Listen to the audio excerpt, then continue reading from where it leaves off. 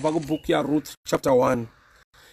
In the days when judges ruled, there was famine in the land, and a man from Bethlehem in Judah, together with his wife and 2 sons, went to live for a while in the country of Moab. The man's name was Elimelech, his wife's name was Naomi, and the 2 sons were Mahlon and Chilion. They were the Ephrathites from Bethlehem of Judah, and they went to live in Moab. Now Elimelech, Naomi's husband, died.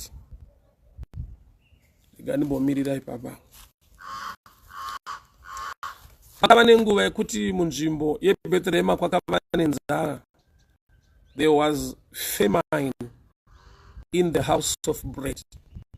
I want you to guess this picture.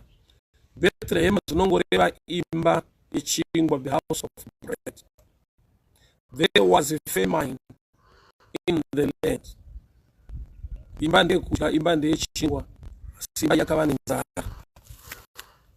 Elimelech, Mahlon, Chilion, nemkazi wake Naomi ndikuva vasimudza rwendo kwakuenda kundombonogara kuMoab. Vana vari kutiza nzara iri muBethlehem. Ndokuenda kwavakaenda vakasvika vakandofa.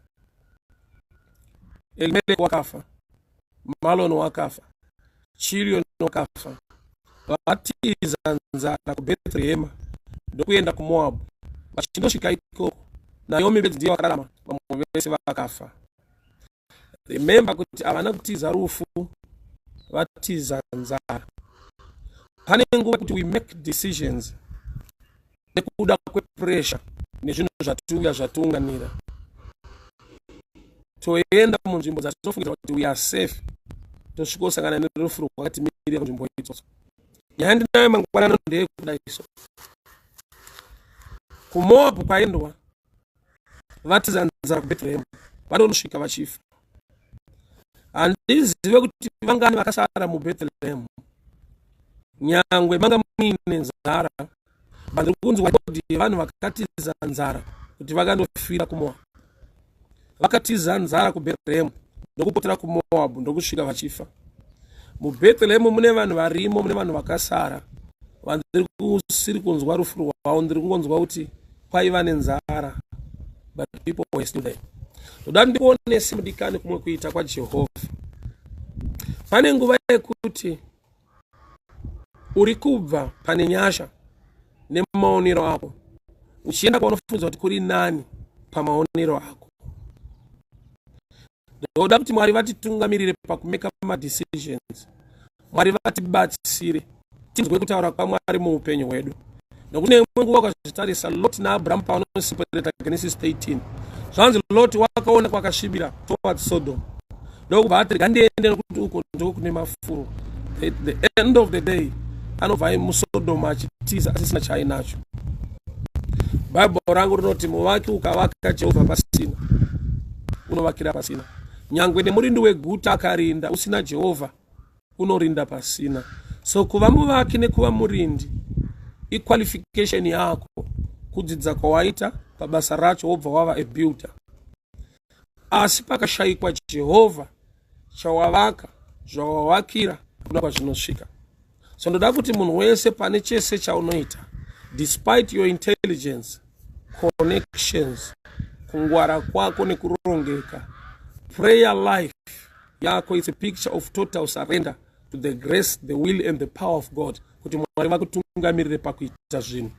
Nokuti nedzimwe nguva mukungwara nemukurongeka we move to green pastures. Yet we are designed kuti tive vanofudzwa, to be led to the green pastures. Psalms 23 inoti Jehovah mufudzi wangu, the Lord is my shepherd, I shall not want. He leads me, unonditungamirira. He leads me to the green pastures.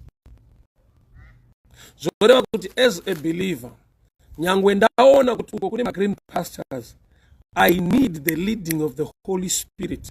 I need the leading of the Lord. Ndinoda utungamiriro hwaMwari. Nokuti pane chandinoona nhasi chakanaka, chisina kunaka mune ramangwana rangu. Pane chandinoadmire today, ndoenda kwachiri. Chiri icho chichaunza a downfall muupenyu hwangu. Lot chakamubvisa pana Abraham kuenda kwaona kune mafuro nokuti zvipfuyo zvanga zvawanda, but haana kubva ikoko mune zvakanaka. He lost everything. Varindi veguta vakarinda Jehovha pasina, vavaki vakavaka Jehovha pasina, vazautsafatsi.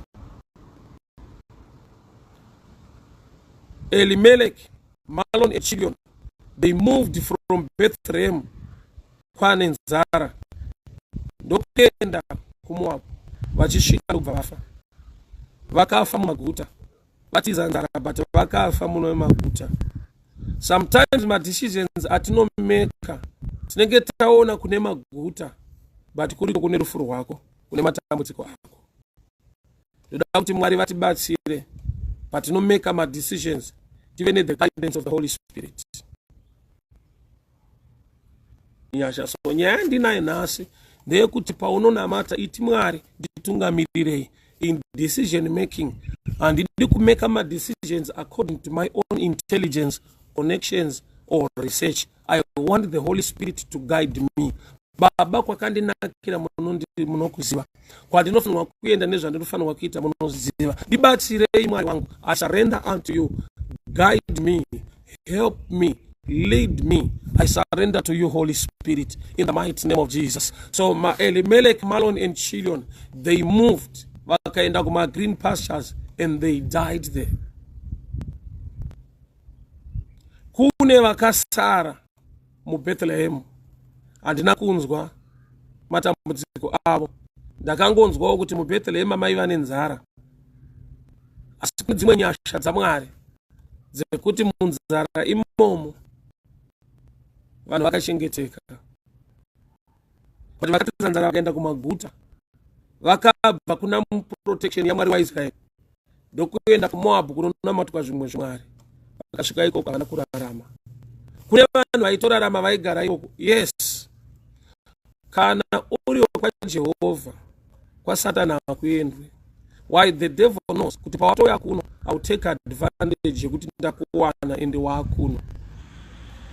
Nyangwe ikava nzara usabva muna Jehovha, nyangwe zvikanetsa ukatsvinyirwa ukasagamuchirwa, ramba uri pamabvi uchiti Mwari nditungamirei, mutsvene ndigonesei.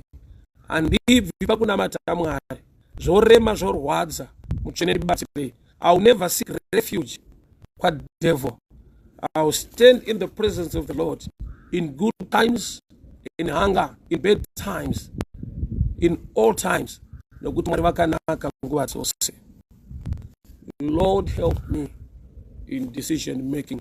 Kune ma good decisions, kugoita ma godly decisions. Ufunge muupenyu kune pfungwa yakanaka, kugoita pfungwa yaMwari. A good idea sometimes is dangerous, because a good idea haikukundise pa spiritual attack, but only God's idea. Mwari ndibatsirei in decision making. Ndakameka uma decisions ufunge ndiri pano, andakanyura maari, but anga akanaka, zvinhu zvakanaka kuita, asi nokuti the devil anga aseta a trap yekundiwandira in good decision, nokuti handina kumeka God's decision. Lord, help me. Mwari ndipe a discerning spirit. Isai kunyumwa mandiri. Nyangwe chinhu chikauya chakanaka, kana chisina kundinakira, help me Lord to make a decision. Help me Lord to make a decision. Mahlon, Chilion, Elimelech, Naomi vakatiza nzara mu Bethlehem ndokuenda kuMoab. Naomi chete ndiye wakararama, vamwe vese vakafa. Asi ipfungwa here yakaipa yekuti vabve munzara vaende kune chikafu, ipfungwa yakanaka. Asi sometimes good idea is not godly.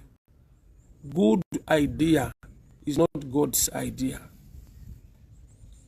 Munamato wangu newako mangwanani ano, Mwari ndipei a discerning spirit, ndipei mweya wekunyumwa, nyangwe pakapresent kwa chinhu chakanaka kwandiri, asi kana chisina kundinakira, Baba ndibatsirei. Mwari ndibatsire. Ndiregere kurasika. Guide me, O Lord, in decision making. I pray for protection, blessing and favor. Muupenyu vana venyu mangwanani ano. Muzita ra Jesu Kristu Nazareta. Amen and amen. God bless you, people. God bless you. May the good Lord protect you. May the good Lord favor you. Muswere munyasha. Mwari wako munhu wese muupenyu ane chamwari chiri mari chekuti ukava nemeso imwe anogona kuchiona. Zvakafanana nevabereki vedu. Kana bhaibheri ichitikudza baba namai vako mazuva ekurarama anowedzerwa panyika, kalenda rako riri murespect and honor yemaparents. Blessing iyoyo iri muoffice, iri muparental office, haiwanikwe kuchechi. Hakuna kumwe kwainowanikwa. Zvakuti munhu akada kutokuroya, munhu achakudza kuti mubereki wako hasi right. Chiyana nevabereki vako. Nyaya yekuti ndeyekuti kana vakatonzi vanoroya, kana bhaibheri richingotikudza baba namai vako harina kuisa koma roti kana ari muroyi imbosiya, kana achidhakwa imbomira. Office yekungova parent haisi office yecharacter, ioffice yekuti akaita give birth to you chete. So that reason yekuti akakubereka, character does not matter. Akakubereka iye ukamutengera shuga ari muroyi, you can still carry the blessing. Why? Nekuti kuti ari muoffice yake as a parent. Pakatoita